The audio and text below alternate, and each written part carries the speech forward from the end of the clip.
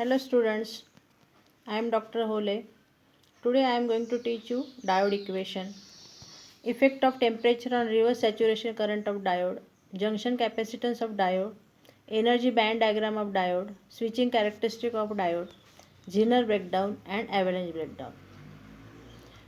Now under semiconductor diode, all these points will be covered. Now what is the effect of temperature on reverse saturation current in the diode?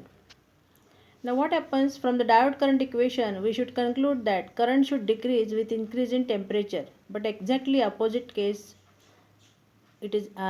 opposite happens in case of a diode. Now what happens when rise in temperature in diode leads to more electron hole pair in the diode, thus increases the conductivity and increases the current. Now reverse saturation current of the diode increases with rise in temperature. Increase in the reverse saturation current with increase in temperature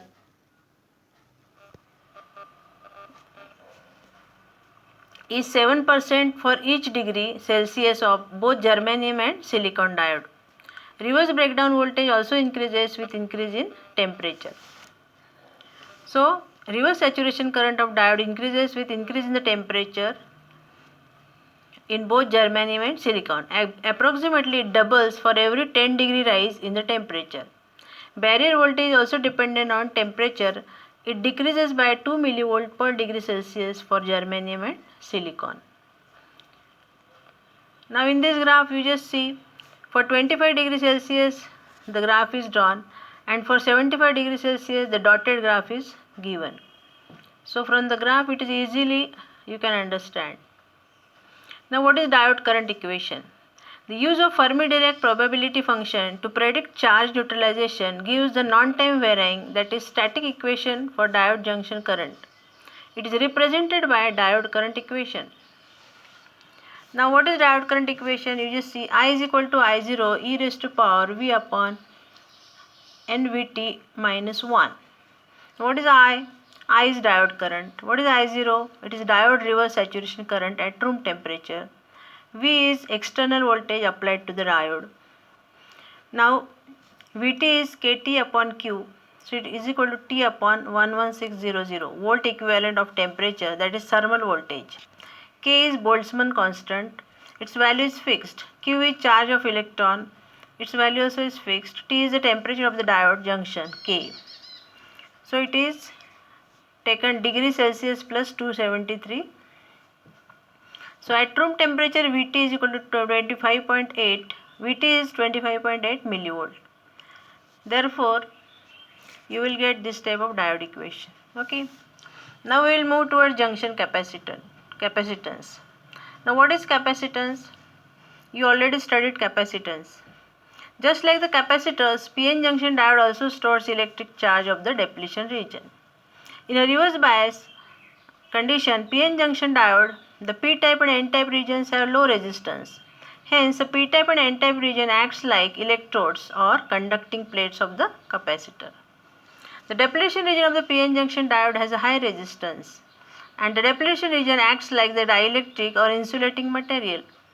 The PN junction diode can be considered as a parallel plate capacitor. In depletion region, the electric charges do not move from one place to another. They exert electric force within it. Now, then the depletion region stores electric field as charge, means acts like a capacitance. The capacitance of the PN region at the junction changes with applied voltage. In a reverse bias, the depletion region increases with increase in reverse voltage, means the junction capacitance decreases as depletion acts like a dielectric of the capacitor. Now the change of junction capacitance at the depletion region can be defined as the change in dielectric charge per change in voltage. You just see in the on the screen there is a PN junction reverse bias. So the positive holes, they are attracted towards the negative terminal of battery, and negative electrons, they are attracted to a positive terminal of battery, and the depletion width of the depletion region increases. So therefore one side of the At one side only negative charges are there and other side there are only positive charges. So it is as good as a capacitor. Now what is transition capacitance? The parallel layers of oppositely charged immobile ions on the two sides of the junction form the capacitance Ct. Ct is a transition or space charge or depletion region capacitance. So Ct is dq upon dV, where dq is the increase in charge and dV is the change in voltage. The total charge density of p-type material with area of junction A is given by Q is equal to small q NaWA. Now this is a transition capacitance formula. If I differentiate this, you will get Ct is equal to epsilon A upon W. Now what is diffusion capacitance? The capacitance that exists in a forward bias junction is called as diffusion or storage capacitance CD. CD is almost very much greater than CT. CD is also dq upon dV, where dq represents change in the number of minority carrier when change in voltage dV. So if I differentiate again, so finally you can say the diffusion capacitance CD increases for the forward bias, CD is negligible for reverse bias, CD ranges from 10 picofarad to 1000 picofarad, CD is high for low frequency, CD is low for high frequency. Now we will see the different parameters of diodes, diode ratings. DC or static resistance of diode, that is RF. It is defined as the ratio of voltage to the current V upon I in the forward bias characteristic of PN junction diode. So RF is V upon I.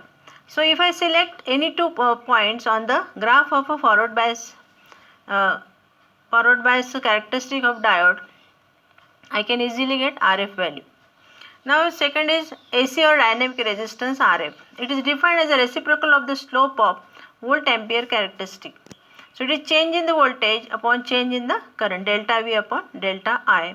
So I can select on the same graph of forward bias IV characteristic, I will select any 2 points on the graph and I can easily find out the slope.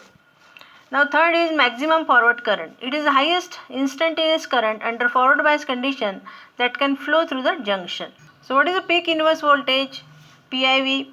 The maximum reverse voltage that can be applied to the PN junction if the voltage across the junction exceeds PIV. Under reverse bias condition, the junction gets damaged. So it is 1000 volt. Now maximum power rating.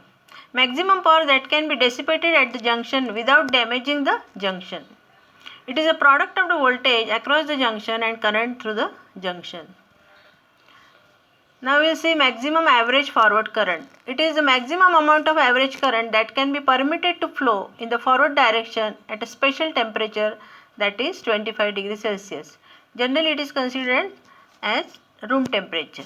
Now repetitive peak forward current. Maximum peak current that can be permitted to flow in the forward direction is in the form of a recurring pulses. Limiting value of the current is 450 milliampere. Now we will see maximum surge current. The maximum current permitted to flow in the forward direction in the form of a non-recurring pulses. It is known as a surge current. It should not be more than few milliseconds. So it is 30 ampere for 8.3 millisecond. Now we will see diffusion current density. In a semiconductor material, the charge carriers have the tendency to move from the region of higher concentration to that of lower concentration of the same type of charge carriers. So this movement results in the current called as a diffusion current. In the figure on the screen you just see, you can easily understand from this diagram. Now what is drift current density? The flow of electric current due to the motion of the charge carriers under the influence of external electric field is called as a drift current.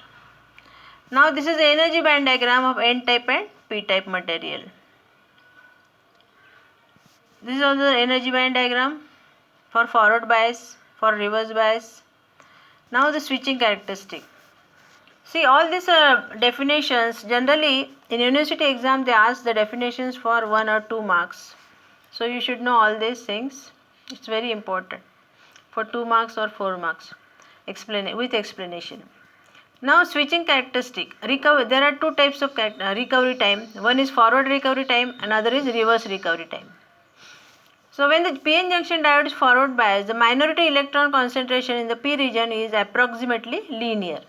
If the junction is suddenly reverse biased at T1, then because of the stored electronic charge, the reverse current IR is initially of the same magnitude as the forward current, and the injected minority carrier have remained stored and have to reach the equilibrium state. So this is called as the storage time TS. The time required for the diode for nominal recovery to reach its steady state is called as a transition time T. So TPR is equal to TRR is equal to TS plus TT. Now when the applied voltage to the PN junction diode is suddenly reversed in the opposite direction, the diode response reaches a steady state after the interval of time. This is called as a recovery time. The forward recovery time TFR is defined as the time required for the forward voltage or current to reach a specified value after switching diode from its reverse to forward bias state. Forward recovery time possesses no serious problem. Now for commercial switching type diodes, the reverse recovery time TRR ranges from less than 1 nanosecond to as high as 1 microsecond. The operating frequency should be a minimum of approximately 10 times TRR. If a diode has TRR of 2 nanoseconds, the maximum operating frequency is Fmax is equal to 1 upon T.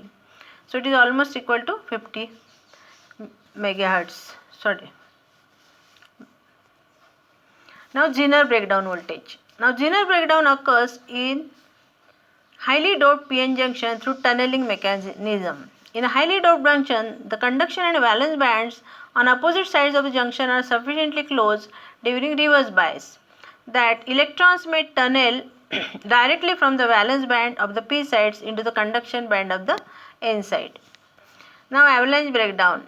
Thermally generated minority carriers cross the depletion region and acquire sufficient kinetic energy from the applied potential to produce new carrier by removing the valence electrons from their bonds. This new carrier will in turn collide with the other atoms and will increase the number of electrons and holes available for the conduction. The multiplication effect of free carrier may be represented by M. Thank you. So I think today we have covered many things. So you just go through it, and definition, they are very much important. Every year they ask the definition. Thank you.